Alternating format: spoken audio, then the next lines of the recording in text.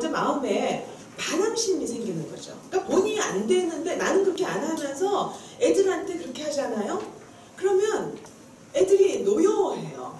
그러니까 자녀를 노엽게 하지 말라 그럴 때 애들 감정을 건드려서 화나게 하지 말라는 얘기가 아니에요. 애들이 언제 노여워지냐 하면 사실 세 가지 케이스예요. 한 번은 기본적인 욕구가 충족되지 않으면 애들이 화가 나요. 짜증나요.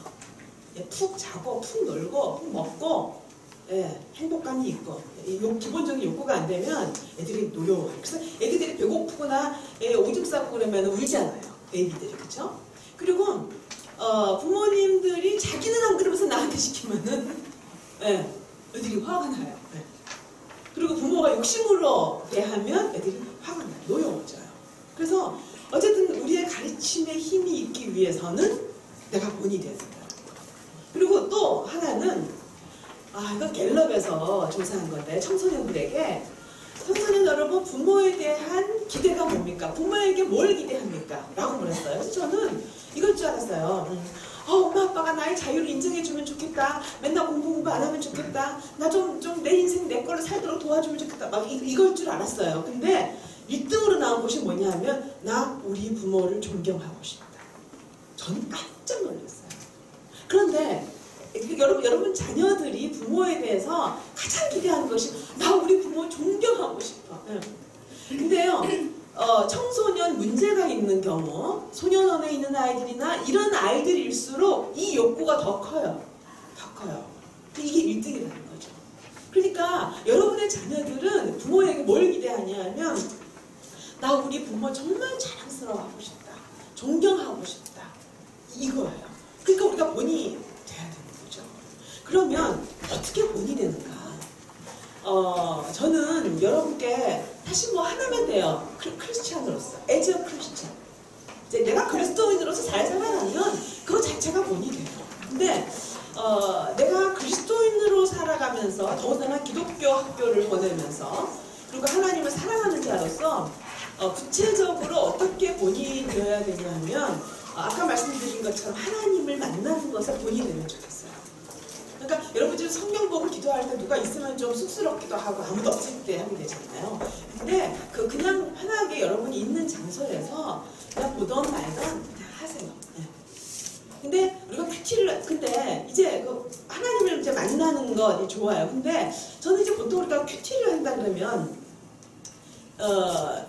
이 안 닦으면 좀 찝찝하니까 하는 것처럼 이렇게 간단하게 뭐 교재를 가지고 그냥 이렇게 한 10분 정도 하고 그리고 마치 숙제 다 한 것처럼 숙제 안 하면 찝찝하잖아요. 그러고 난 다음에 이렇게 나머지 생활에서는 이제 하나님을 생각을 안 해요. 왜냐면 나 할 걸 다 했으니까, 큐티 했으니까. 나 괜찮은 크리스찬이야. 그러면서 하루 일과 가운데서 하나님을 기억하지도 않고 또 하나님과 대화하지도 않고 또 하나님께서 나에게 말씀하신 교훈대로 살지도 않으면서 그냥 큐티만 하는 것을 의미하는 것은 아닙니다. 만약에 큐티는 하는데 나머지 시간에 하나님을 별로 의식하지 않는다? 중환자입니다. 중환자예요. 왜냐하면 모양은 갖췄는데 스스로 이제 속는 거죠. 속이는 거죠. 그런데 큐티를 하되 여러분이 신앙의 본질에 대해서 분명한 인식을 가지면 좋겠어요. 여러분 우리가 신앙 좋은 사람 그러면 보통 기도 많이 하는 사람 그래요. 근데 여러분 그런 분 보세요. 기도는 엄청 많이 하는 것 같아요. 근데 그 세월이 암체각기 이를 때가 없고 강하게 이를 때가 없고 너무 이기적이고 그런 사람도 있잖아요. 그렇죠? 또 우리 보이잖아요. 근데 기도는 우리 삶의 굉장히 중요한 부분이에요. 그리고 하나님은 기도하라고 하셨어요. 그런데 신앙 좋은 것의 기준이 기도만은 아니라는 거예요. 여러분 우리 신앙에는 여러 형태들의 요소가 있는데 핵심은 하나님을 경외하고 그 말씀을 순종하는 겁니다. 어디를 봐도 이삭을 맡길 때도 하나님이 이삭을 시험했는데 나중에 그래요. 네가 네 독자라도 아끼지 않고 나에게 맡기는 걸 보니 비로소 네가 나를 경외하는 줄 알았다. 그리고 신명기 4장 10절을 보면요. 모세가 시내산에서 하나님이 모세야 내 백성들을 여기 모아라. 내가 좀 얘기를 할 텐데 내가 좀 할 말이 있다. 내가 이 백성들이 세상 사는 날 동안에 나 경외하기를 배우고 그 자녀들에게 가르치게 하기를 원한다. 신명기 4장 10절이에요. 여러분 어디를 보더라도 경외와 순종이에요. 요즘 이제 가정의 주관이니까 이제 가정 얘기 많이 하죠. 에베소서에 보면은 뭐 아내들아 남편에게, 또 남편에게 어떻게 해라, 또 남편들아, 또 뭐 부모들아 자녀들 다 나와요. 근데 그 위에 그 구절이 뭐가 있냐 하면 그리스도를 경외함으로 피차 복종하여, 그리고 짠짠짠짠 나와요. 그리고 뭐 전도서 마지막 절에도 마찬가지죠. 예? 이제 결국에는 우리가 여호와를 경외하고 그 명령에 순종하는 것이 사람의 본분인 줄 알았다. 근데 우리가 그거 잊어버리면 안 돼요. 경외는 우리가 하나님을 두려워해야 됩니다. 내가 욕심이 있는데 누구를 미워하는데 죄를 짓는데 안 두려워한다? 그거는 아니죠. 이 두려워한다는 건 영어로 fear한다는 거예요. respect and fear하는 거죠. 하나님을 공경하면서 두려워해야 돼요. 마땅히 두려워해야 돼요. 그리고 그 말씀을 순종해야 돼요. 이것이 우리 신앙생활의 본질입니다. 본질인데 제가 이제 요거는 여기까지만 하고요. 그렇기 때문에 저는 여러분께 권하고 싶은 거는 가족 큐티를, 저희는 일주일에 한 번씩 큐티를 했어요. 큐티를 하는데 사회도 돌아가면서 하고, 그 다음에 이제 간단해요. 찬송가 하나 부르고, 그 다음에 뭘 나누냐 하면 일주일 동안 말씀을 보면서 깨닫고 순종한 거. 네. 내가 깨달은 거. 여러분, 그 큐티 나눔이 자칫 잘못하면 자랑이 될 수도 있고요. 깨달았다는 것과 내가 산다라는 거는 너무나 큰 차이가 있어요. 너무나 큰 차이가 있어요. 착각하는 거죠. 그래서 그 말씀에 붙여 내가 순종한 것을 나눠요. 나누고 그 다음에 기도 제목을 나눕니다. 다음 주 한 주간 동안에. 그래서 그것만 하면은 저는 이제 애가 하나니까 한 20분 정도? 길면 30분? 보통 20분 정도면 돼요. 근데 그 안에서 삶이 다 나오는 거예요. 이것만큼 좋은 제자 훈련이 없어요. 이것만큼 좋은 제자 훈련. 각자가 느낀 걸 자기 얘기만 하는 거예요. 자기 얘기만 하는데 이제 저희 아들 같은 경우는 이제 이런 얘기해요. 내가 내 친구한테 1,000원을 빌려줬는데 걔가 안 갚아가지고 내가 화가 나서 막 미워하고 있는데 이번 주 큐티할 때 하나님이 사랑하라 그래서 하나님 제가 미워하지 않고 걔한테 돈 달라고 말을 직접 하겠습니다. 그렇게 하겠다는 거죠. 좀 컸어요. 그러니까는 나는 서로 사랑하지 않으면 이혼할 수 있다라고 생각했는데 하나님은 아니지 말라고 했어요. 그런 얘기를. 그래서 저는 그래 이혼하면 안 돼. 그렇게 안 해요. 그래 네가 잘 생각해봐. 왜냐면 그게 자기 인생이죠. 하나님하고 자기하고 직접 부딪혀서 삶의 문제들을 말씀 가운데서 자기가 부딪히고 고민하고 또 길을 찾아 나가는 거죠. 저희 남편도 굉장히 진실하게 큐티를 나눕니다. 뭐라고 얘기하냐면 나 요즘 성경을 보는데 내 마음에 어떤 감동이 없어. 내 마음이 너무 메마른 것 같아.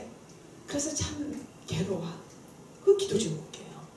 그러면 저희들이 아니 목사님이 신학교 교수님이 성경을 읽는데 감동이 없으면 어떻게 되는 거야? 그리고 저희가 무시하나요? 아니에요. 하나님 성경을 읽는데 마음에 감동이 안 되고 메마른 그 마음이 얼마나 괴롭겠어요. 하나님 우리 아빠 마음 불쌍히 여겨 주셔서 하나님 말씀해 주세요. 이런 것도 얘기해요. 그리고 이제 저 같은 경우는 나는 별것도 아닌데 이렇게 짜증이 잘 나는지 모르겠어.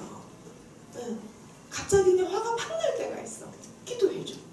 그러니까 삶이 다 드러나는 거죠. 그리고 그 각자의 문제에 대해서 본인이 대처하는 방식들이 다 나오는 거예요. 말씀에 부딪혀서. 그래서 저는 여러분들이 매일 하는 것도 버거워요. 얼마나 힘들어요. 뭐 하면 좋지만 이제 일주일에 한 번 정도 저희는 일요일 저녁 때 같이 그렇게 나누었습니다. 나누고 얘가 이제 사춘기가 될 때는 그때는 이제 그 성경 가이드가 있잖아요. 새벽나라 같은 것도 있고 또 매일 성경에서 나오는 청소년 그것도 있고요. 그리고 저는 낮은 울타리를 꼭 사줬어요. 낮은 울타리. 그게 잡지책인데 거기서는 연예인에다가 운동선수에다가 신앙 좋은 사람들 간증들이 많이 있고요. 그러니까 얘네들이 그게 참 좋아하더라고요. 그래서 저는 하여간 그냥 사서 책상에다 갖다 올려놔요. 그런데 나중에 얘가 그러는 거예요. 자기가 학교에서 봤더니 교회 안 다니는 애들이 그거 뭐냐? 그러고 그게 또 전도용이 되더라고요. 근데 어쨌든 그래서 저는 얘가 보던 안 보던 봤니 물어보지도 않고요. 그냥 사다가 책상에다 그냥 올려다가 둬요. 그래서 이런 어떤 그런 가정 안에서 그리스도인으로서 하나님을 만나는 것, 이것이 본이 되고 가족 안에서 하면 좋겠다는 생각이 들고요. 제가 이제 요 밑에다가 10가지를 적었는데 이거는 하나님을 경외하고 순종하는 삶의 특징이 있습니다. 제가 사실 그 신학교 70대에서 인간관계를 20년 동안 강의를 했어요. 근데 그러면서 저는 굉장히 삶에 관심이 있어요. 저는 설교도 하나님을 믿어라, 맡겨라. 그냥 그런 추상적인 거, 아니, 뭘 믿어? 이 상황에서 맡기면 뭘 맡겨요? 나 지금 이걸로 고민하는데 여기에 대한 해결책은 뭐죠? 저는 이게 굉장히 중요해요. 왜냐하면 구약을 봐도 그렇고 신약 예수님을 봐도 그렇고 바울을 봐도 그렇고요. 굉장히 프랙티컬합니다. 여러분 그 죄에 대해서도 레위기에 보면은 뭐 소 한 마리를 어떻게 잃었을 때, 그리고 또 막 다쳤을 때 어떻게 간음도 종류가 가지가지예요. 이럴 땐 이렇게 하고 저럴 땐 저렇게 하고. 옆집 소가 우리 소를 받았는데 하도 얘가 싸나워가지고 경고를 줬음에도 불구하고 그냥 놔둬가지고 또 박으면 그때는 어떻게 하고. 굉장히 삶에 대해서 구체적이에요. 그래서 저는 이게 굉장히 관심이 많았어요. 그래서 보면서 하나님, 우리 믿는 그리스도인으로서 삶이 어떻게 살아야 됩니까를 고민하면서 제가 사실은 인간관계 뭐 강의도 있지만 제가 신앙생활하고 말씀을 보면서 깨달은 10가지가 있습니다. 우리가 이제 이걸 읽을 텐데요. 이런 마음으로 읽으면 좋겠어요. 내가 믿음이 좋은가? 하나님을 사랑하고 그리고 사람들을 사랑하고 그 순종하는 그런 성숙한 크리스찬인가를 알고 싶으면 이 10가지를 가지고 체크를 하시면 돼요. 왜냐면 그 열매들이니까. 자, 우리가 첫 번째 삶이부터 시작해서 끝까지 한번 읽어주시기 바랍니다. 자, 시작. 삶이 깨끗하고 도덕하다. 자족하고 온상하다. 정직하고 성실하다. 정직하다. 자신의 의심과 하나님 안에서의 인정을 구별하지 않는다. 동기가 순수하고 진실하다. 도움의 귀함을 알고 전도와 선교에 힘쓰다. 사람들을 이해하고 흥미는 용량이 있다. 그리고 잘 섬긴다. 하지만 생색내지 않는다. 손해보고 희생하지 않는다. 가정에서의 삶과 교회에서의 삶, 그리고 일과 직장에서의 삶에 일관성이 있다. 옳지 않은 일에 대해서는 노하고 분명히 말하는 용기가 있다. 그리고 정의와 공의가 이 땅에 이루어지기 위해 노력한다. 네. 내가 과연 이런 특징들이 있는가? 네. 어떤 면은 또 잘 되고 어떤 면은 또 부족한 부분이 있겠죠. 내가 만약에 여러분의 부모가 만약에 이렇게 살았다면 여러분의 부모님이 이렇게 사셨다면 부모를 얼마나 존경하겠어요. 그렇죠? 시키지 않아도. 그리고 내 안에 이런 성품이 있어서 우리 자녀가 그걸 갖는다면 만약에 이런 삶이 깨끗하고 도덕적이고 자족하고 감사하고 정직하고 성실하고 책임감이 강하고 뭐 이런 얘기를 보면서 우리 자녀가 그렇다면 사람들이 우리 자녀를 얼마나 좋아할까요? 그렇죠? 얼마나 신뢰할까요? 그렇기 때문에 우리가 정말 경외하고 순종하는 그런 생각을 하면서 우리가 하나님을 만나고 그리고 그분하고 대화하고 그래서 이런 열매들이 맺어진다면 정말 훌륭한 부모가 되는 것이 아닐까 하는 생각을 합니다. 자, 이제 두 번째 좀 나누고 싶은 것은요. 부모와 어떤 자녀가 좋은 관계를 갖기 위해서는 부모가 해야 되는 역할을 좀 충실하면 좋겠다 이 생각이 들어요. 이 부모가 제가 역할 중에서 한 5가지를 생각을 해봤어요. 우리 이제 현대 요즘에는 이제 자녀에 대한 관심도 많고 그렇긴 하지만 어떤 때는 좀 너무 한 가지만 완전히 치중해가지고 거기에 편중돼서 균형이 깨어지는 걸 참 많이 봅니다. 그리고 우리가 뭐 궁금하면 맨날 네이버에다가 물어보잖아요. 물어보는데 그게 전체적인 그림 가운데서 우리가 알고 있는 정보로 소화하면 좋은데 전체적인 그림이 아니라 우리가 알고 있는 한 가지 정보를 과잉 일반화시켜서 절대화시킨다면 이거는 우리가 교육을 균형을 깨지게 부모 역할을 할 수도 있거든요. 그러니까 뭐 옛날에는 막 칭찬해라 막 그런 얘기했어서 막 무조건 막 칭찬했어요. 그랬더니 요즘에는 칭찬의 함정이 또 있어요. 뭐 그래서 또 그런 부분들이 또 막 나오고 그래서 제가 지금 보여드리는 그림은 5가지 부모의 역할인데요. 자녀가 어릴수록 1, 2, 3번에 굉장히 강하게 이제 치중이 되지만 애들이 커가면서는 이제 4번, 5번 이런 부분에 좀 이제 많이 치중이 됩니다. 물론 4번도 어릴 때부터 굉장히 중요해요. 친구가 된다는 것은. 예, 자, 우선 첫 번째부터 한번 해보겠습니다. 부모의 역할 첫 번째는 공급자입니다. 이 공급자는 우리 보통 물질적인 필요를 많이 생각하죠. 그래서 세련된 부모님은 그럽니다. 나 너한테 기대 안 해. 나는 네가 잘 살, 너만 잘 살면 돼. 나이 들면 늙어도 너한테 의지하지 않을 테니까 걱정하지 말고 너만 잘 살아. 너 필요한 것은 나한테 얘기해. 내가 다 서포트 해준다. 아주 훌륭하신 부모님 같은데 이러면 안 돼요. 네. 여러분 예를 들어서 부모님이 그렇게 서포트를 해주고 자녀를 위해서 하는데 부모도 몰라보는 자식? 이 사회에서 굉장히 위험한 존재입니다. 위험한 존재예요. 그러니까 그런 면에서 의미하는 건 아니고요. 예. 우리가 어릴 때 물질적인 필요가 있어요. 뭐 먹는 거나 또 옷 같은 거나 등록금이나 학비나 뭐 이런 것들이 있는데 이런 물질적인 필요도 공급을 해주고 동시에 정서적인 필요도 생각을 해야 돼요. 제가 아까 잠깐 언급했지만 이 정서적인 필요는요, 애들이 안정감이 있어야 돼요. 안정감. 예. 근데 요즘에는 굉장히 그 자녀들에게 지적하는 것들이 많다 보니까 애들이 굉장히 불안할 것 같아요. 요즘 이제 깨끗한 거 굉장히 중요시 여기죠. 그래서 그 애들 가만히 보면 애기들 데리고 엄마가 가다가 조금만 넘어지면은 박하면서 물티슈 꺼내가지고 막 닦아요. 닦고 입도 닦고 가다가 또 하면 또 물티슈 꺼내서 막 닦아요. 네, 그리고 위험해. 근데 아이고 내가 애라면 어떨까. 네. 그리고 좀 그 놀이터나 어디서 할 때 그냥 막 위험해가지고 부모들이 보면서 물론 이제 우리가 보호자 역할도 하기는 해야 되지만 그러니까 제가 이 부분에서 말씀드리는 건 뭐냐 하면 우리가 자녀를 보면서 안정감을 해칠 만큼은 하지 말자는 거죠. 안정감을 애가 좀 편안하게. 안정감의 반대가 뭐죠? 불안이죠. 불안. 요즘에는 부모가 자녀를 양육한다고 그러면서 너무 좀 정말 양육하기가 어려운 지금 사회니까 굉장히 부모들이 불안해요. 근데 이거는 부모가 불안하면 자녀들에게 전달이 저절로 되거든요. 근데 거기다가 플러스 더해서 자녀에게 불안을 조장해요. 너 이래가지고 어떡할 거야? 너 이래가지고 사회에서 어떻게 할 거야? 너 밥벌이 할 거야? 막. 그럼 애들은 더 불안해지는 거예요.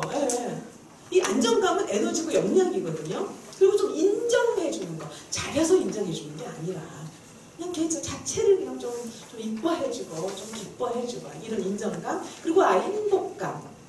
저는 안정감, 인정감, 행복감 이거는 애들이 가져야 할 기본적인 욕구라고 생각합니다. 굉장히 중요합니다. 애들이 웃어야죠. 행복해야죠. 그래서 이런 정서적인 필요에 여러분들이 관심을 좀 가져주시면 좋겠다 하는 생각이 들고요. 첫 번째죠, 공급자 역할. 근데 이 공급자 역할은 아마 여러분들 잘 하실 거예요.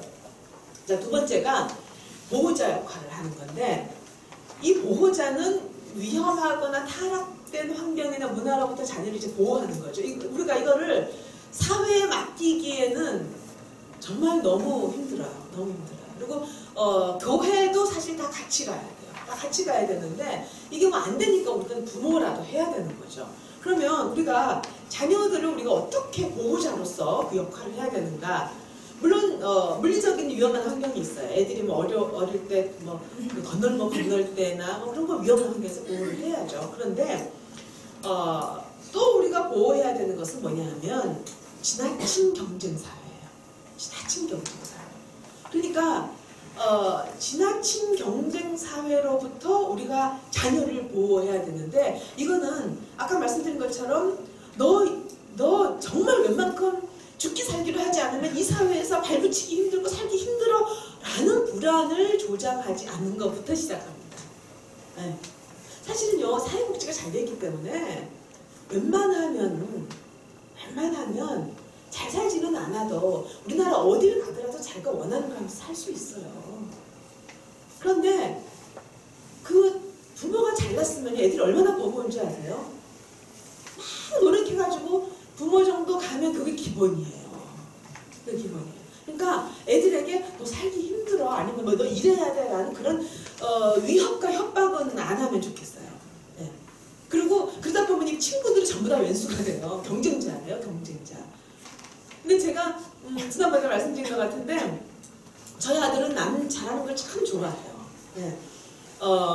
이렇게 지나가다가 뭐 저랑 뭐 이렇게 시장 가거나 어디 가다가 그 같은 동네니까 친구들 만나잖아요. 엄마 있잖아, 쟤는 미술 되게 잘한다. 엄마 쟤는 발표 되게 잘해. 쟤는 엄마 축구 엄청 잘한다. 맨날 그래요. 근데 저는 그게 이제 더불어 사는 것에 이제 출발이죠. 예, 예. 경쟁이 아니라 우리는 같이 살아야 되는 거죠. 같이 살려면 잘하는 사람을 우리가 기뻐해야 돼요. 그렇죠? 기뻐하고 같이 즐거워할 수 있어야 돼요. 그래서 저희 아들이 옛날에 이제 시험을 봤는데 초등학교 때였어요. 엄마 내 작품 있잖아 100점이다. 그래? 거기 엄마 내 작품 공부 되게 잘한다. 그렇구나. 근데 내 뒤에 있는 애는 90점이야. 근데 걔는 미술도 잘해. 그래. 제가 뭐가 궁금했겠어요. 물어보고 싶은데 참았어요. 아니야, 참아야 돼. 나 이러면 안 돼. 내가 그렇게 살지 않으면서 내가 어떻게 자녀 교육 강의를 하겠어. 막 이러면서 참았어요. 참다가 너무 궁금해. 근데 너는? 그랬더니 나 80점이야. 근데 엄마 이거 잘한 거야. 어떤 때는 60점 받을 올 때가 있어. 엄마 이거 문제가 어려웠어. 그래서 그런 거야. 잘한 거야. 그래. 제가 꼭 근데 항상 붙이는 말이 있어요. 근데 진호야, 너는 어떻게 남 잘 되는 걸 그렇게 좋아하니? 이거 너무 귀한 거다. 엄마가 보기에도 이쁜데 하나님 보시기 얼마나 이쁘겠어. 그래서 얘는요, 지금도 주변에 항상 좋은 사람, 엄마 세상에 참 좋은 사람들도 많아. 얘 눈에는 좋은 사람만 보여요. 뭐든지 다 좋은 점만 보여요. 물론 그러다가 뒤통수 얻어 맞죠. 그것도 인생의 경험이니까 뒤통수 얻어 맞아요. 그럴 때 이제 그때 이제 인생을 배우는 거죠. 그럴 때 네가 뭐 좋은 사람도 있지만 또 사람마다 우리가 조금 좋다 그래서 그 사람 전체를 다 좋다라고 정의 내려놓고 관계하는 건 위험해. 네가 경험하면서 좋은 점 경험했으면 됐고 그 다음에 좀 그렇지 않은 면을 보면 사람 이런 면이 있구나 라고 생각하고 네가 약간의 거리를 둘 때도 있어야 돼. 이러면서 이제 인생 공부를 하는 거죠. 근데 어쨌든 그건 굉장히 좋은 점이에요. 우리가 더불어 살아야 돼요. 더불어 살기 때문에 이거는 정말 다른 사람 잘하는 걸 기뻐해야 되고요. 그리고 우리가 여러분 사실 어려운 사람도 함께 더불어 사는 것이 필요해요. 저는 염려가 뭐냐 하면 지나친 경쟁 사회의 특징이 마고자가 많잖아요. 뭐 삼성전자 다닌다 해도 그 사람들이 만족하겠어요? 절대 만족 안 해요. 그 안에 있는 또 다른 상사와 또 다른 그 동료를 경쟁하죠. 연구원에 있다가 다 행복한가요? 아니죠. 그렇기 때문에 우리가 이 경쟁 사회에는 문제가 뭐냐면 나고자예요. 나고자. 그리고 어떤 열등하고 피해 의식을 받는 사람. 근데 이제 갈수록 많아집니다. 공부를 못 해가지고 나고자 된 사람들도 많을 거예요. 그리고 이제 어떤 면에서는 그 열악한 환경에서 가난한 환경에서 자란 나 하고 싶어도 못한 이런 사람. 이 더러운 세상에서 말이야 돈밖에 없냐 이러면서 이런 사람들이 굉장히 충동적으로 사회적인 불특정 다수에게 문제를 일으킨단 말이죠.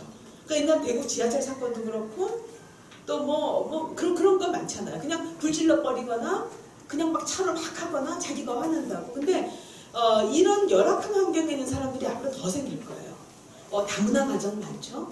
저 다문화 가정이라고 해서 열악하다고 생각하진 않지만 그러나 굉장히 많은 비교를 하고 비교를 당하기 때문에 이분들이 느끼는 어려움은 굉장히 큽니다. 이제 남북이 서로 가까워지기 시작하면은 북한에서 오면 북한 이탈 주민들 많을 거예요. 그죠? 그런 분들도 많아요. 자, 청년 실업도 많습니다. 근데 SNS가 돼요. 이거는요 완전히 전염이에요. 그러니까 우리가 내 자녀들이 잘 살려면 우리가 더불어 살아야 되고 그럴 때 이 사회가 안정되는 거죠. 그렇기 때문에 우리가 있는 곳에서 어떻게 하든지 간에 불안을 조정하지 말고 우리가 다른 사람 잘 되는 걸 좀 기뻐하고 저는 이제 선교사님들한테도 그런 얘기해요. 선교지에 동시에 이제 딱 갔는데 A 선교사, B 선교사가 동시에 갔는데 언어를 이 B 선교사가 너무 잘하는 거예요. 그리고 A 선교사 마음이 어떻겠어요? 주는 거 없이 미워요. 짜증나요. 스트레스 생기고 그리고 이분 있을 때는 절대 현지어 얘기를 안 합니다. 그래서 저는 성경 훈련 받으시는 분들께 그런 얘기해요. 만약에 나라면 내가 A 선교사라면 B 선교사님 어쩜 그렇게 언어를 잘합니까? 나도 나름대로 공부하는데 참 어렵네요. 비선교사님이라도 얼른 좀 언어를 배워서 사역을 먼저 시작하셔야죠. 그래서 빨리 하나님이 또 원하시는 일들을 잘 이루어주면 좋겠어요. 근데 가끔 제가 생각나면 불쌍한 저를 위해서 기도해 주십시오. 저희 언어를 위해서 기도 좀 부탁드립니다. 여러분 이런다가 자존심이 상한가요? 아니에요. 그래서 이런 것들이 우리 있는 곳에서 직장에서부터 고생하는 사람이 있으면 커피 한 잔 좀 해주고 좀 어깨 한번 지나가면서 주물러주고 이렇게 더불어 사는, 그리고 어떤 그 열악한 환경에 있는 사람에 대해서는 할 수 있으면 좀 격려해주고, 그래서 저는 북한 이탈 주민들도 그렇고 장애를 가지신 분들도 그렇고요. 그리고 다양한 사람들하고 굉장히 적극적으로 만납니다. 그리고 그 만남에 대해서 아들하고 같이 동행하기도 하고요. 그리고 어떤 때는 제가 그것을 얘기를 같이 나누기도 합니다. 그래서 여기서 이제 여러분들이 어떤 보호자 역할을 지금부터 우리가 적극적으로 해야 되고요. 저는 사실 이런 것들을 교회 학교에서 좀 나누면 좋겠어요. 교회 학교에서 매주 이번 한 주 동안 친구들하고 더불어서 잘 보낸 그런 거 실천한 사람 있으면은 손 들고 발표하기. 그래서 한 사람만이라도. 그래서 그걸 꾸준히 한다면 그거 성경 공부 뭐 믿음의 조상하고 하면 어쩌고저쩌고보다도 예, 그거 조금 줄이고 그런 시간을 가지면 얼마나 좋을까 생각을 합니다. 자, 세 번째는 스마트폰이에요. 이놈의 스마트폰이 정말 우리 아이들을 파괴시킵니다. 이 안에 온갖 음란한 것과 폭력적인 것들이 다 들어있고요. 그리고 많은 정보들이. 제가 장애를 가진 분의 이제 아들인데 그 아이는 이제 엄마는 뇌성마비예요. 근데 그 아들은 건강한 아이입니다. 근데 그 아이가 얼마나 사실 힘들겠어요. 힘들고 그리고 재정적으로 어려웠어요. 공부를 좀 하고 싶은데 재정이 또 안 되고 또 아빠는 폭력을 하고 막 그랬습니다. 근데 얘가 이제 정신을 차리고 중학교 2학년 때 이제 공부를 좀 하려고 그랬는데 부족해서 학원을 가야 되는 거예요. 근데 이렇게 재정이 필요하죠. 그래서 좀 도와줬습니다. 도와주고, 근데 걔가 자기가 원하는 고등학교를 갔어요. 마이스토고를 갔어요. 엄청 열심히 공부를 했어요.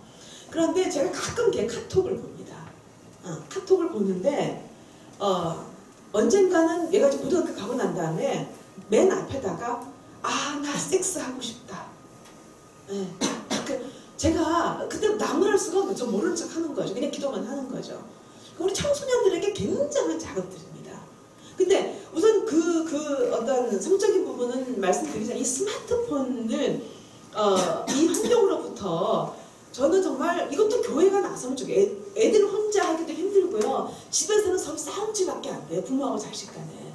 그러니까 교회에서 우리가 좀 어떤 것을 하자라고 해서 같이 나가면 굉장히 쉬워요. 그리고 그 교회가 사람들이 보면서 어머 너무 잘한다, 부럽다, 우리 같이 하자 그러면 시민운동이 되는 거거든요. 전 그래서 이런 것도 괜찮을 것 같아요. 저는 이거를 어느 선교사님이 이병문 선교사님이라고요. 그 중국에 선교하시던 분인데 이분은 친내교단의 최고의 선교사예요. 너무너무 선교를 잘하시고 지금 이제 그만 이제 은퇴를 하십니다.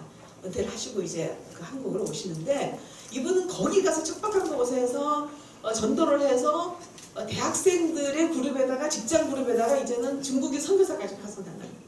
그래서 이제 내가 필요 없다라고 이제 나오시는 분이에요. 근데 이분의 기도 제목을 보고 제가 발견한 건데 뭐라고 나왔냐면은 10 best, 11 better. 이거 뭐냐면 스마트폰 끄기 운동을 하는 거예요. 10시에 우리 다 끄자.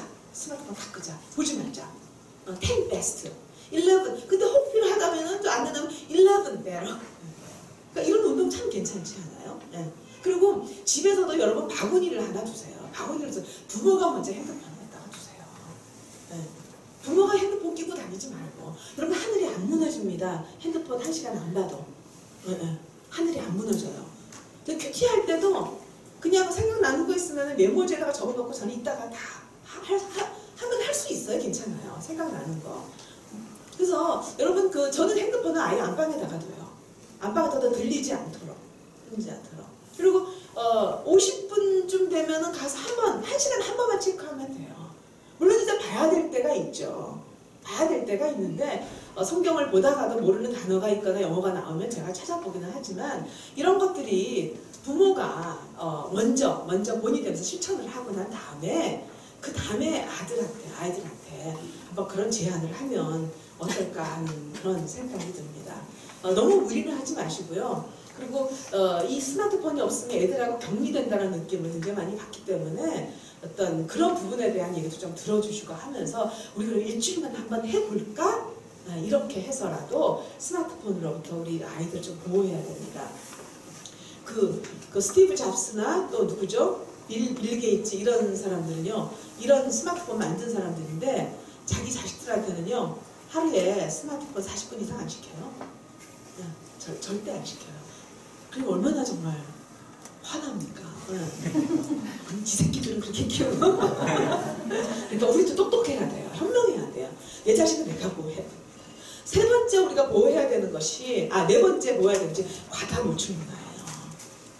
여러분, 저는 사춘기 애들이 이제는 성조숙증 같이 생겼어요. 성조숙증 생긴 것이 여러 환경 호르몬 영향도 있고 또 음식의 영향도 있다라고 얘기를 하는데, 제가 볼 때는 그 중에 하나가 자극적인 성문화예요. 굉장히 성적인 자극이 강합니다. 텔레비 켜보면 다 벗잖아요, 여자들이. 걸그룹들이. 더군다나 야한 옷차림에다가 성인이 같은 그런 춤을 추죠. 그리고 이제 여름 되면 이제 길거리 다 벗고 다녀요. 다 벗고 다녀요. 그러니까 이런 것에서 물론 이제 여자들은 주장합니다. 아니 이거는 내가 어떤 내 마음대로 원하는 대로 옷을 입을 수 있는 권리다. 물론 권리예요. 권리예요. 그런데 이것 남자와 여자가 다르기 때문에 이것으로 인해서 자극받아서 성적인 충동을 느끼고 자극을 흥분을 하는 이 아이들은 남자들은 어떻게 하냐는 거예요. 남자들은 굉장히 시각적인 면에서 자극을 잘 받기 때문에 여자들은 몰라요. 그러니까 그렇게 되니까 여기에 대해서 굉장히 어떤 그것을 해소하기 위해서 성문제가 많이 일어나요. 실제로 경찰청에서 성폭력, 성추행, 성범죄가 일어나는 원인을 봤더니 1번이 뭐냐면 여성들의 과다 노출이에요. 근데 이제 우리 애들도 그런단 말이에요. 그러니까 요즘 엄마들이 딸들하고 많이 싸워요. 자꾸 짧은 옷 입고 하는데 이거 입지 말라 그러면 이거 어떠냐고. 그러니까 이것도 엄마하고 딸만의 문제로 해결하기는 이제 이렇게 버거운 일이 되었어요.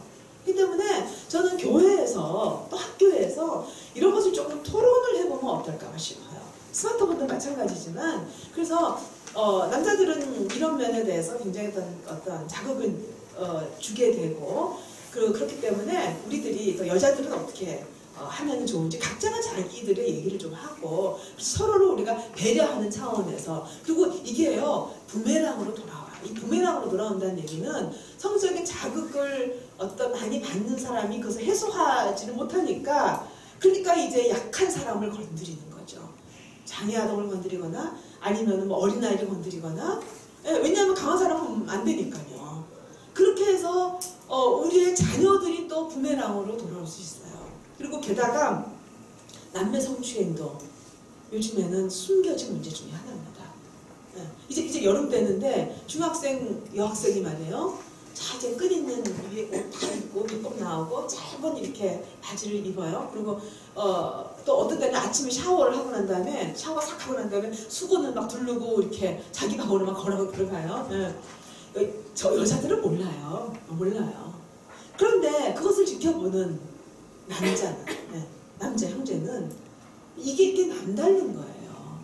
그리고 여름에 이제 텔레비를 볼 때 텔레비 키면서 이제 딸들이 누워가지고 텔레비 보면서 이렇게 졸립죠. 리모컨 이렇게 떨어뜨리면서 자요. 자는데 자 가슴은 다 흘러나옵니다.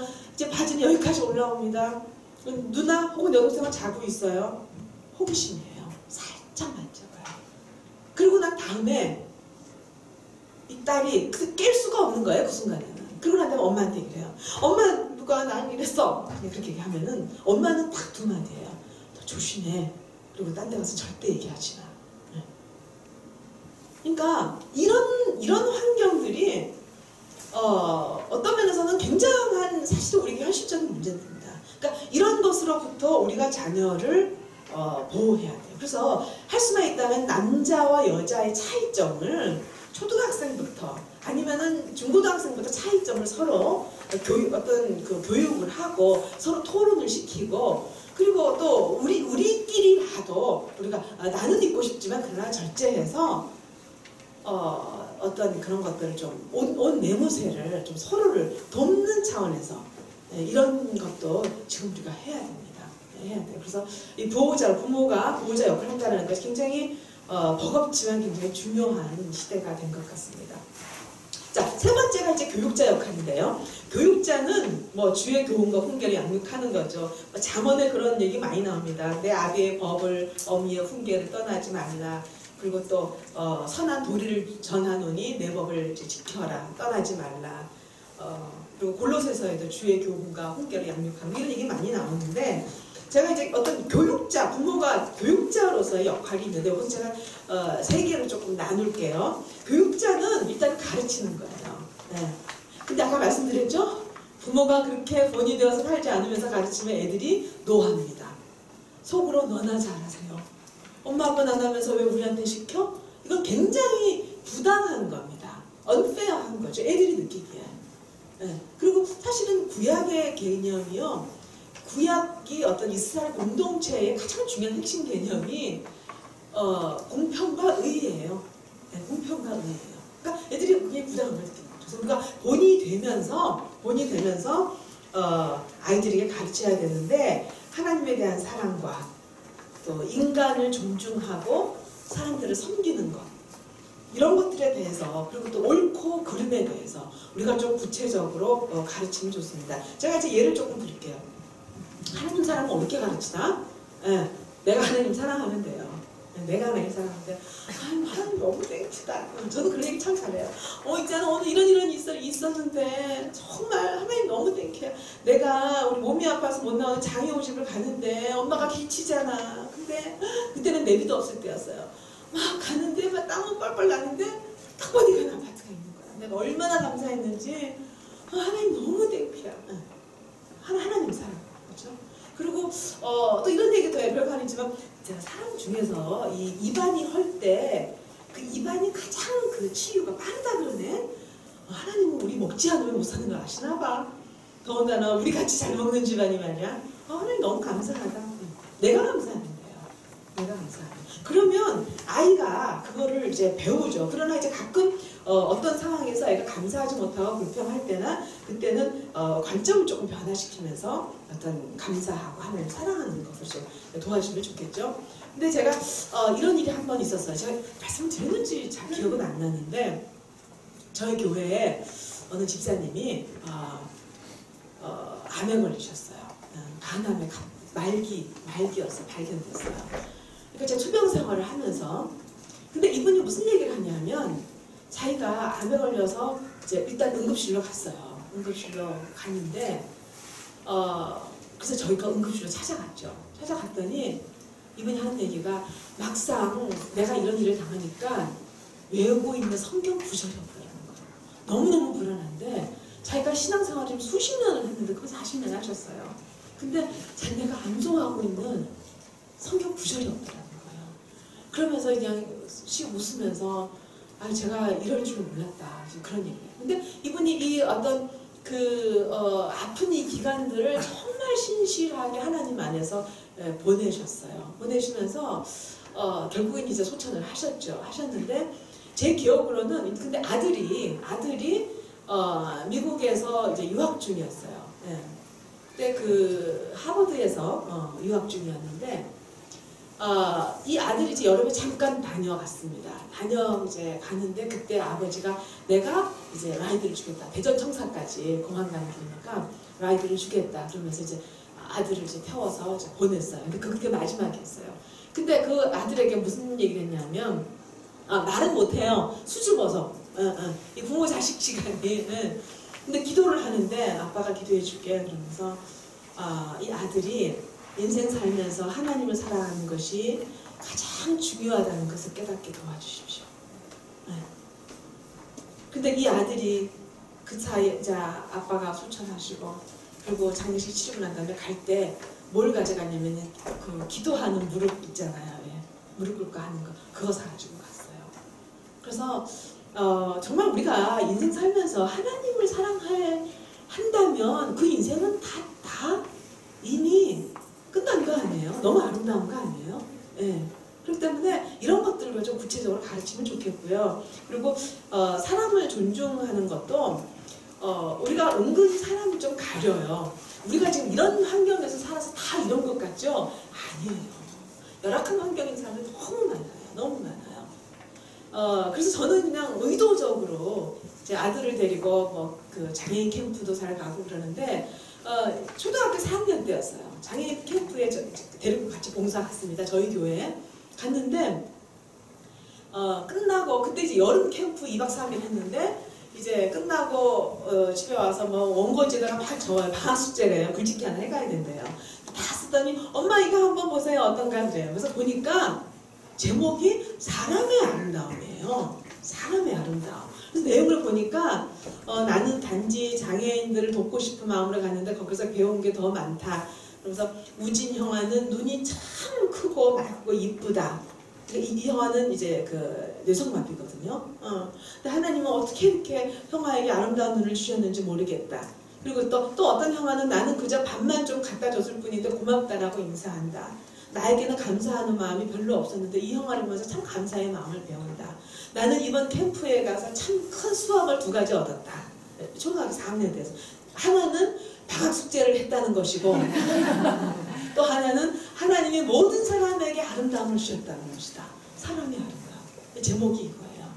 근데 사람을 이렇게 존중하는 것을 배우게 되는 거죠. 우리가 이런 것들은 내가 그렇게 살지만 때때로 함께 동행하고 때때로 입으로 가르치면서 우리 자녀들에게 교육할 수가 있는 것 같아요. 저희는 그 고아원에서 10년 정도 함께 했어요. 그러니까 한 달에 한 번 데리고 와가지고 밥 같이 먹고 이제 생활 체험을 했는데 가정 체험을 1박 2일을 했는데 얘가 이제 다 장성하고 직장인이 되었어요. 결혼도 하고. 근데 한번 물어봤어요. 제가 진호야 너가 이렇게 평생 자라면서 내가 이렇게 성장하는데 가장 어떤 큰 도움이 된 그게 뭐지? 그랬더니 얘가 하는 얘기가 그 아이, 자 이름 철수라고 바꿀게요. 엄마 철수 10년 동안 걔하고 같이 보내면서 내가 참 많이 배운 것 같아. 네. 다양한 삶을 보면서 그런 얘기를 하더라고요. 그래서 우리가 이런 것들을 좀 억지로 좀 찾아서 개인이 안 되면 좀 그룹으로 아니면은 교회나 학교를 통해서라도 그런 사람을 좀 존중하고 섬기는 그런 우리가 그런 경험을 좀 하면 좋겠다. 그런 교육을 하면 좋겠다 하는 그런 생각이 들어요.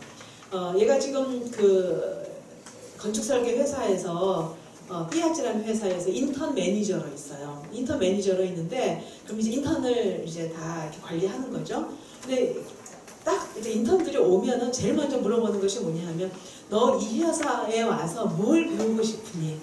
이 회사에 와서 네가 한번 해보고 싶은 게 뭐니? 그걸 해주는 거예요. 그러니까 이 아이들이 너무 신나는 거죠. 내가 궁금했던 거, 해보고 싶었던 것들을 여기서 다 하는 거예요. 그래서 대신 본인은 좀 일찍 간대요.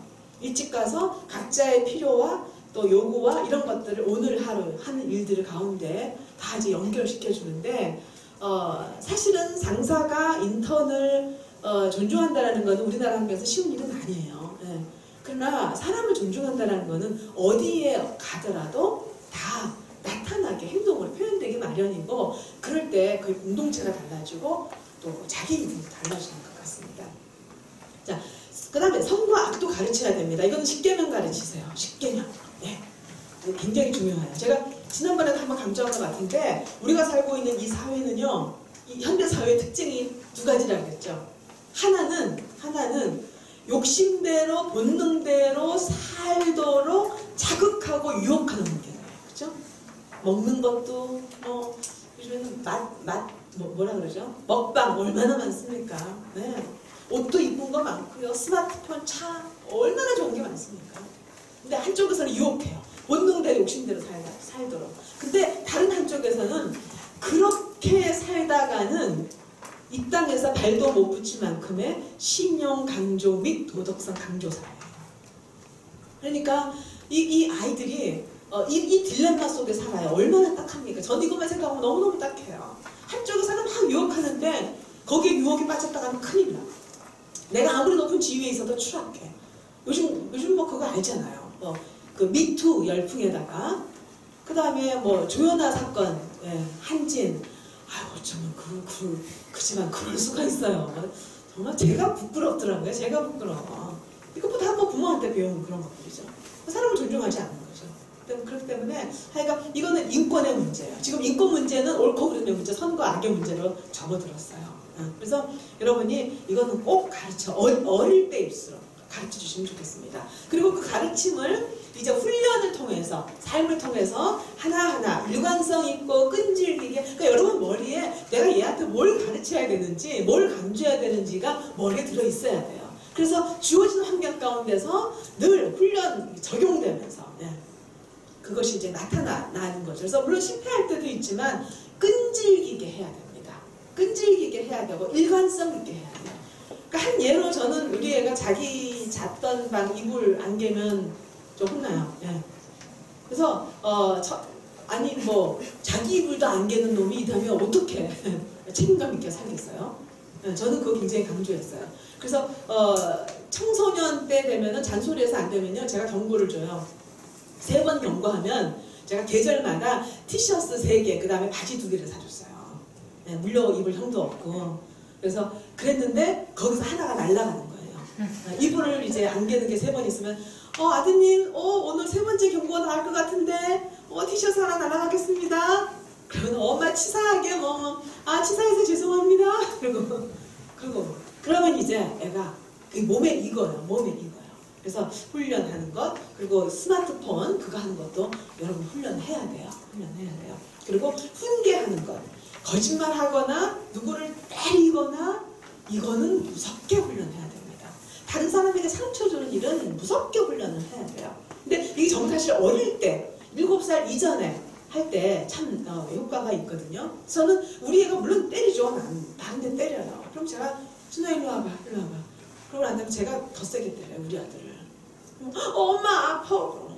아프지? 쟤도 아파. 쟤도 아파. 그래서 하나님이 때리지 말라고 해요. 폭행. 뭐 살인이 갑자기 살인이 됩니까? 폭행부터 시작되는 거죠.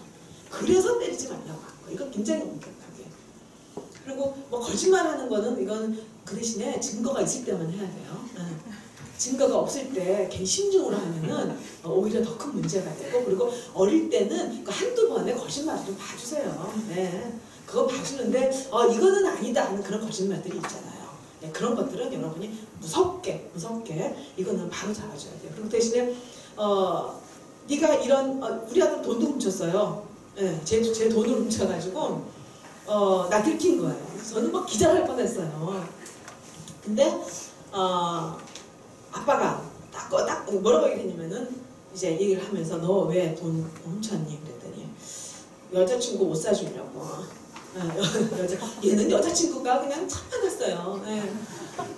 그래서 나중에는 뭐 낮은 울타리니 새벽 나란히 다 2권씩 여자친구 갖다주고 여자친구 옷 사주려고. 그러면서 이제 뭐라고 얘기했냐면 물론 성장하면서 한두 번은 그럴 수 있다. 그러나 이것이 너에게 습관이 되면 사람들이 너를 믿지 않는다. 그리고 이 사회에서는 죄가 된다. 무엇보다도 하나님이 도적질하지 말라고 얘기했다.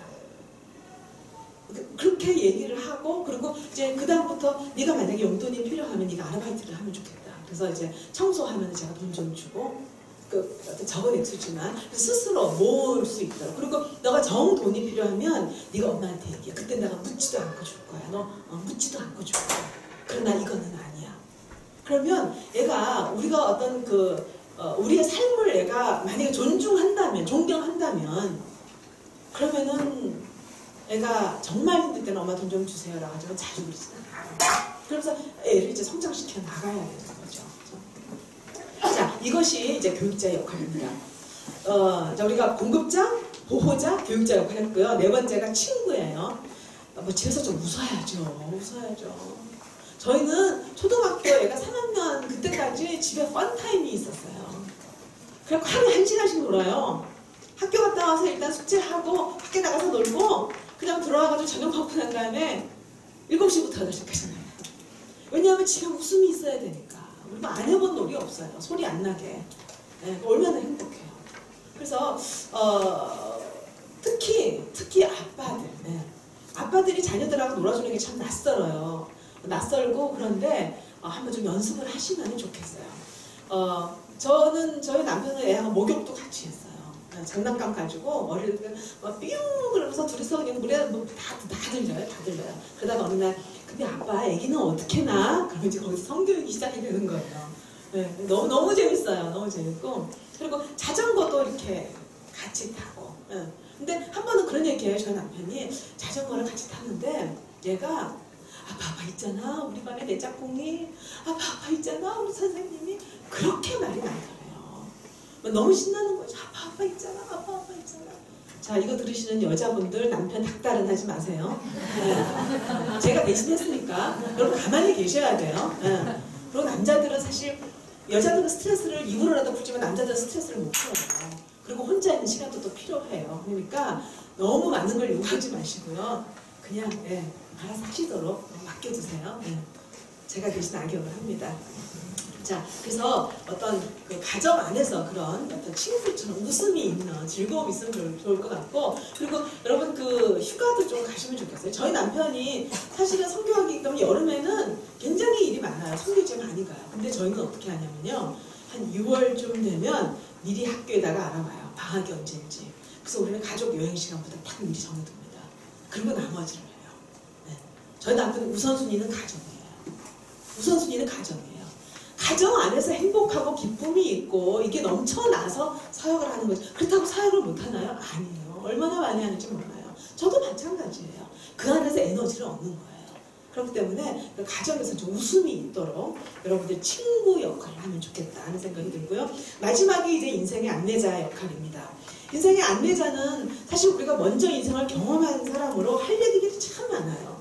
얘네들이 초등학교 들어갈 때 아니면은 중학교 들어갈 때 안 그러면 친구랑 좀 싸워서 그럴 때 우리 얼마나 할 얘기가 많습니까? 그때 나도 진짜 생각이 난다. 중학교 때 내 친구가 너무 연차같이 울어가지고 친구랑 싸워서 내가 안 봤는데 안 보긴 하지만 그 옆에 있는 것도 어떡하냐. 그래서 생각을 해보니까 일주일 동안 말 안 하는 게 너무 괴로워가지고 내가 먼저 말 걸어줬어 그냥. 뭐 이런 거 그죠. 또 군대 가기 싫어할 때 아빠는 사실은 군대를 안 가도 되는 상황이긴 했었는데 나는 인성을 배우려고 갔어. 근데 거기 가서 너무 많이 배웠어. 그러니까 얘가 군대에 대해서 생각이 달라지기도 하고요. 결혼도 마찬가지예요. 결혼해서 뭐가 중요하지? 엄마가 겪어보니까 정말 그 사람이 인격이더라. 그래야지 뭐니 해도 뭐니야 너. 그렇게 안내하면 아니 되옵니다. 아니 되옵니다. 그래서 여러분이 경험한 적 근데 문제는 뭐냐면 우리가 그런 얘기해요. 너 그렇게 힘들면 엄마 아빠한테 와서 좀 상의를 하지. 왜 혼자서 그렇게 고생하니? 물론 프라이버시가 중요하기도 하지만요. 애들이 부모에게 왜 안 오는 줄 아세요? 이거 내가 너무 힘든데 이 문제 가지고 부모한테 얘기를 했다가 우리 야단받고 와. 그리고 너 왜 이렇게 해야 되는데 라고 정답만 제시받아요. 그게 싫어서 안 가요. 그게 싫어서 안 가요. 그러니까 그리고 평소에 좀 친해야지 가죠. 그래서 사실 친구가 중요한 겁니다. 친구처럼 친하면서 존경할 수 있어야지 우리 엄마 아빠한테 얘기하면 뭔가가 현명한 지혜가 있어? 뭔가 좋은 조언 해주실 거야 라는 기대가 있어야죠. 근데 우리 엄마 맨날 짜증만 부리고 욕심만 내서 난 싫어. 거기서 무슨 답이 나오겠어? 안 가죠. 그러니까 이 모든 것들이 전부 다 연결되어 있습니다. 연결되어 있어요. 그래서 우리 자녀의 인생에 대해서 우리만큼 관심을 가지고 기도하고 사랑하는 사람이 없는데 우리가 삶으로 인생을 좀 가이드 이거는 뭐 잘해 성공만 얘기하는 게 아니에요. 실패도 얼마든지 나눌 수가 있어요. 네, 얼마든지 실패한 경험을 통해서 내가 사실은 이렇게 되길 원했는데 그렇게 되지 않았어. 근데 내가 이 기도하는 과정을 통해서 하나님이 오히려 나를 다듬으시는 걸 참 나는 느껴. 그러면 얘도 고통과 실패에 대해서 보는 관점이 또 달라질 거란 말이에요. 그래서 그렇게 우리가 안내자 역할을 하면 좋겠다는 생각이 듭니다. 자, 나는 이 5가지 역할 중에서 어느 것에 더 많이 치중되어 있는가? 내가 잘하는 건 뭔가? 내가 부족하는 것이 뭔가? 이런 것을 좀 생각을 하면서 균형을 좀 맞춰가면 좋겠다 하는 생각이 듭니다. 자, 마지막으로 자녀 교육을 방해하는 부모님의 태도가 있습니다. 이거는 지나친 관여예요. 이 우리가 사랑하고 교육자가 된다라는 애를 양육한다라고 하는 것이 너무나 관심이 지나쳐서 집착이 되고요. 나중에는 조종이 됩니다. 조종이 돼요. 일거수일투족을 다 알아요. 만약에 여러분의 모든 움직임을 CCTV를 가지고 누군가가 보고 있다고 생각을 해보세요. 어떻겠어요? 근데 애기들이 좀 자기만의 어떤 자녀들의 시간이 없어요. 그러니까 엄마가 다 뭐 물을 엎질러거나 아니면 무슨 장난감을 놀거나 뭘 하거나 완전히 안테나가 그냥 다 열려 있어요. 다 열려 있어서 그냥 달려가서 지적을 하거나 이건 이래야 돼. 저는 그거는 아이들의 마음을 심리적으로 옥죄는 거하고 똑같습니다. 심리적으로 옥죄는 거예요. 얼마나 버겁겠어요. 누군가 나를 24시간 쳐다본다. 아우 저는 싫어요. 하나님만으로 좋게요. 근데 그거는 아니에요. 그렇기 때문에 저는 봐도 못 본 척, 들어도 못 들은 척을 좀 해줘야 돼요. 그래서 저는 일부러 제가 방에 가서 책을 보거나 뭐 딴짓 설거지를 하거나 딴짓을 해요. 그리고 애가 물을 흘리잖아요. 물을 흘려도 모르는 척 해요. 그러면 엄마 나 물 흘렸어. 그러면 아 그래? 그러면 그때 가서 닦고 같이 닦고 우리 이렇게 할까? 그러는 거죠. 근데 설거지 하다가 갑자기 물 왕창 깨지면 아 이게 뭐야? 왜 이렇게 틀렸어? 왜 흘렸어? 그게 아니라 그냥 본인 스스로 이렇게 하는 그 연습도 좀 해야죠. 그렇죠? 그래서 우리 부모가 너무 많은 관심을 가지는 것이 위험합니다. 특히 애들 초등학교 가기 시작하고 청소년 되기 시작하면요. 이쪽 관여하시면 좀 물어보지 마세요. 그러니까 이렇게 생각하시면 나는 반응하는 존재다. 네. 나는 물어보는 존재가 아니에요. 애들이 물어보면은 나한테 말을 걸면은 반응하는 존재. 반응하는 존재. 저는 애가 어느 날 엄마 나 친구 만나고 올게 그러고 나갔어요. 저는 그냥 궁금해서 학교 친구 아니면 교회 친구 이제 이렇게 물어봤어요. 그랬더니 엄마 왜 그런 것까지 물어보고 그러세요? 그러는 거예요. 그래서 미안해 쏘리 잘 놀다 와. 그리고 이제 보내고 난 다음에 현관문 닫고 난 다음에 그냥 더러워서 엄마는 못해 그러잖아. 그렇게 한두 번이나 설거지 하다가 쟤 도대체 누구 새끼야 누구 새끼야 막 혼자서 막 그냥 불평해요. 그러다가도 엄마는 이러고 밝게 대답하고. 네.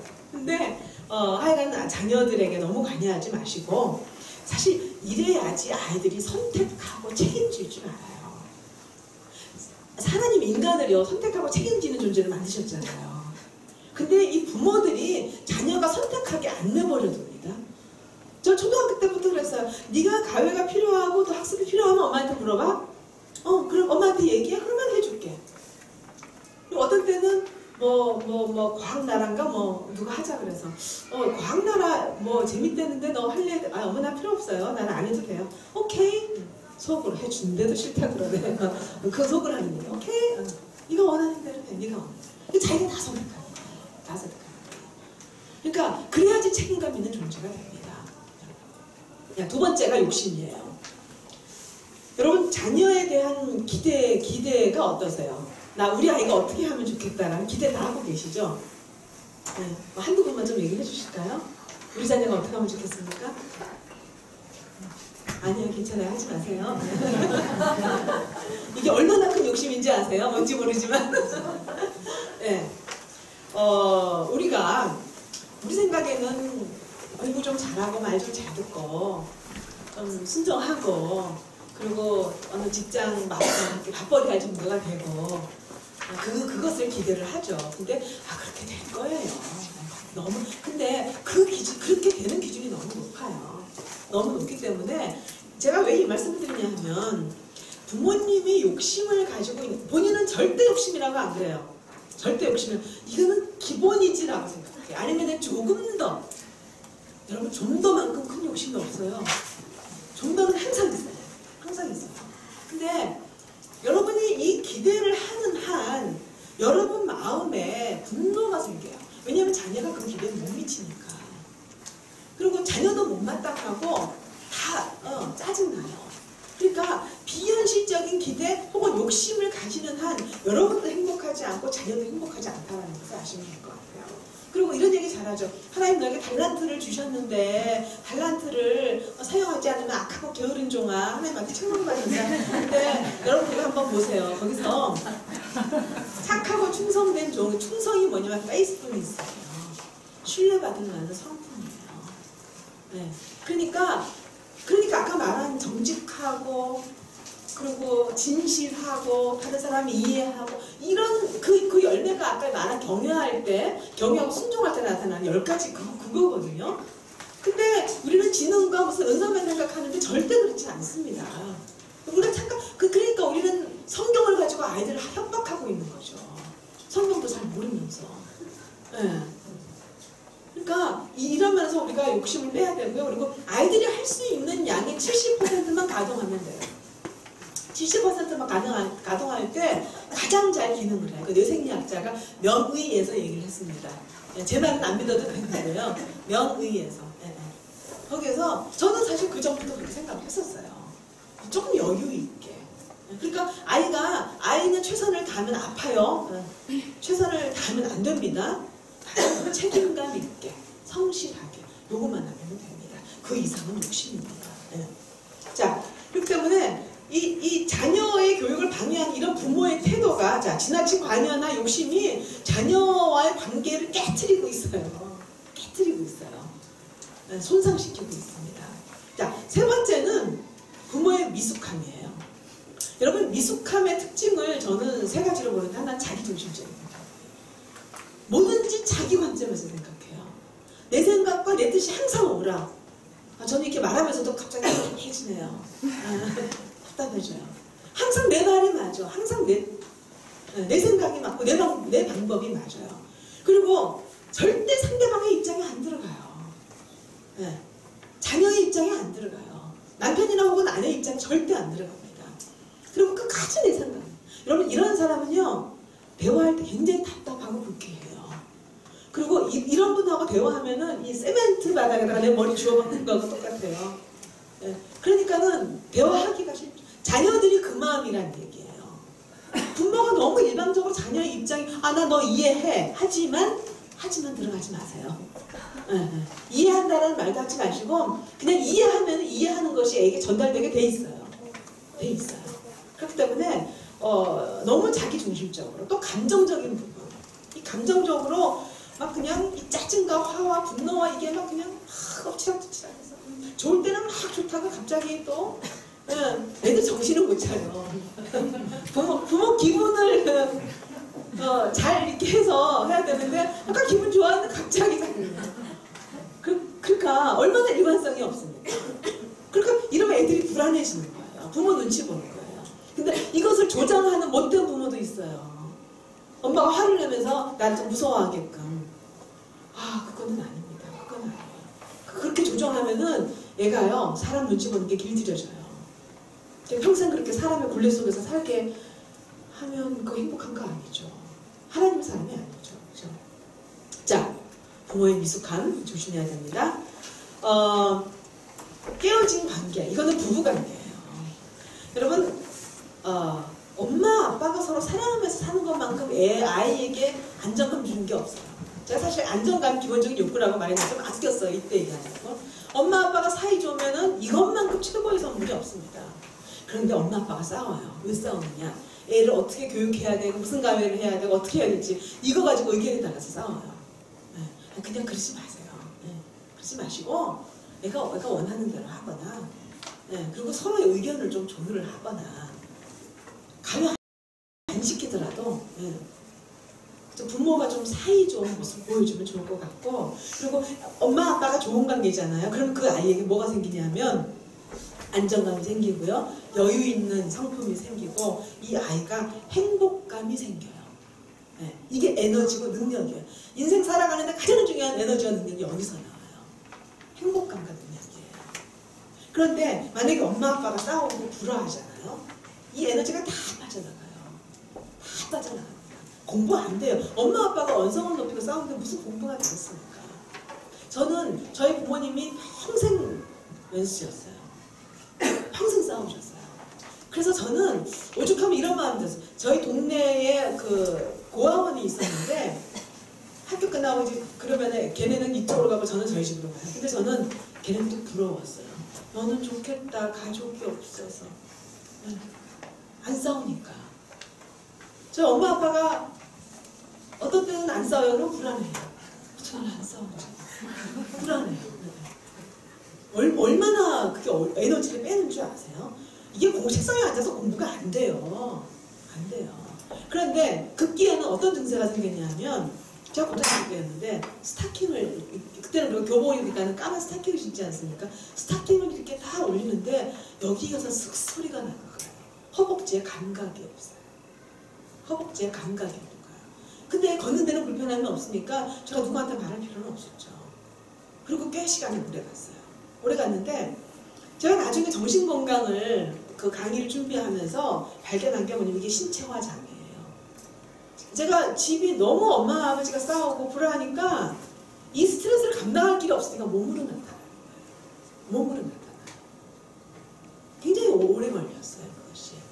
그러니까 여러분 저는 딴 거 다 잊어버려도 좋은데 신앙생활의 본질, 하나님을 경외하고 순종하는 것.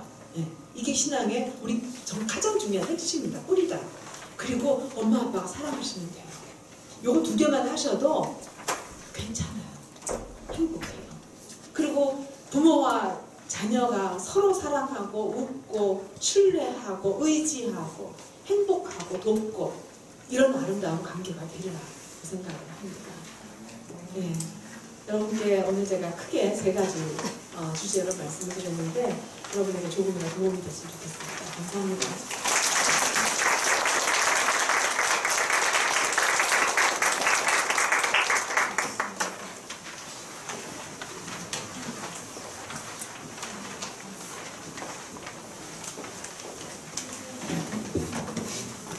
다시 한번 너무 좋은 말씀 전해주신 분 성님께 다시 한번 감사의 말씀 드리겠습니다.